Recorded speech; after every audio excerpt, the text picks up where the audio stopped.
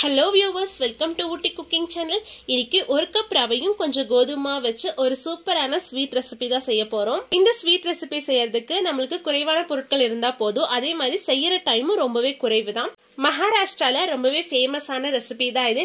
இதோட பேரு சுஜி ஷீரா. வாங்க இப்போ எப்படி செய்யறதுன்னு பார்க்கலாம். முதல்ல ஒரு பாத்திரத்துல தண்ணியை கொதிக்க வச்சு எடுத்து வச்சிடலாம். நான் 3 கப் அளவுக்கு தண்ணி எடுத்திருக்கேன். 1 கப் ரவைக்கு 3 கப் அளவுக்கு தண்ணி சேர்க்கணும். இது கூடவே கொஞ்சமா ஏலக்காய் தூள் சேர்த்துக்கலாம். நான் சர்க்கரையும் ஏலக்காயும் சேர்த்து பவுடர் பண்ணனால 1 டேபிள் ஸ்பூன் அளவுக்கு சேர்த்திருக்கேன். வெறும் ஏலக்காய் பவுடர்னா 1/2 டீஸ்பூன் சேர்த்தீங்கன்னா போதும்.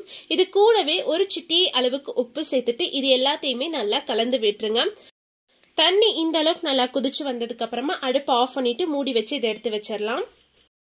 அடுத்தது ஒரு அடி கனமான பாத்திரத்துல நான் 5 டேபிள் ஸ்பூன் அளவுக்கு நெய் சேர்த்திருக்கேன். நீங்க பாதி அளவுக்கு நெய்யும் பாதி அளவுக்கு எண்ணெயும் சேர்த்து செய்யலாம்.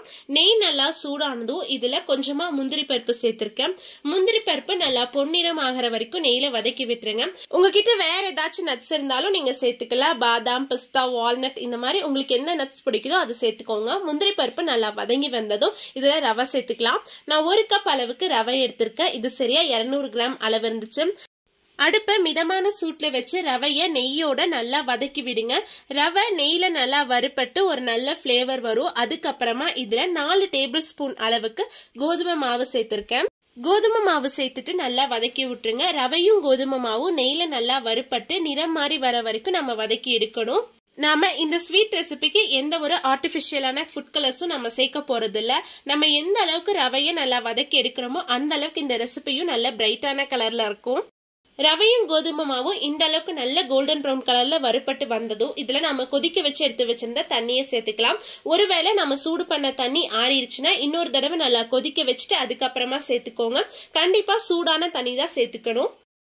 தண்ணி சேர்த்துட்டு நல்லா கலந்து விட்டுருங்க. நம்ம ரவையை நெய்ல நல்லா வதக்கி சேர்த்தனால கட்டிகள் எதுவுமே வராது.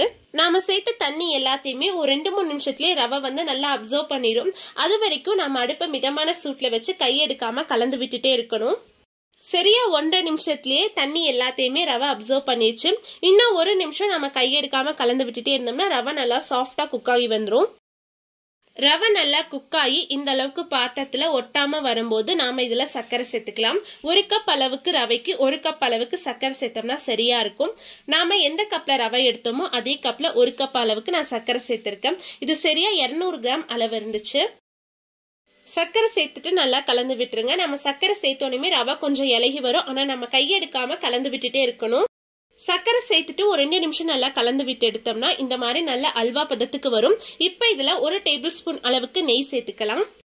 நெய் சேர்த்துட்டு நல்லா கலந்து விட்டுருங்க. இந்த ரெசிபிக்கு நெய் கொஞ்சம் அதிகமாக சேர்த்தா தான் நல்லா இருக்கும். நீங்கள் நெய்க்கு பதிலாக ஆயில் வேணாலும் சேர்த்துக்கலாம். ஆனால் நம்ம நெய் சேர்த்து செய்யும் போது தான் இந்த ரெசிபி ரொம்ப நல்லா டேஸ்ட்டாக இருக்கும். நெய் சேர்த்து நல்லா கலந்து விட்டுட்டு மூடி வச்சு அடுப்பை லோ ஃப்ளேமில் வச்சு ஒரு 2 நிமிஷம் நல்லா குக் பண்ணி எடுத்துக்கலாம்.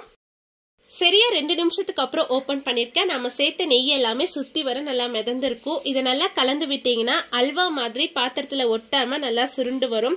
அவ்வளோதான், நம்மளுடைய சூப்பரான டேஸ்ட்டில் சுஜி ஷீரா ரெடி ஆயிடுச்சு. இந்த ரெசிபி வந்து கேசரியும் அல்வாவும் சேர்ந்த மாதிரி ஒரு சூப்பரான டேஸ்ட்ல இருக்கும். நல்லா சுட சுட பரிமாறும் போது இன்னும் நல்லா டேஸ்டா இருக்கும். கண்டிப்பா இதே மாதிரி இதே அளவுகளோட நீங்களும் உங்க வீட்டில் செஞ்சு பார்த்துட்டு எப்படி இருந்துச்சுன்னு மறக்காம கமெண்ட்ஸ்ல சொல்லுங்க. உங்களுக்கு இந்த வீடியோ பிடிச்சிருந்தா லைக் பண்ணுங்க, ஷேர் பண்ணுங்க, மறக்காம ஊட்டி குக்கிங் சேனலுக்கு சப்ஸ்கிரைப் பண்ணுங்க. மீண்டும் அடுத்த ஒரு ரெசிபியில் சந்திப்போம். Bye, see you soon.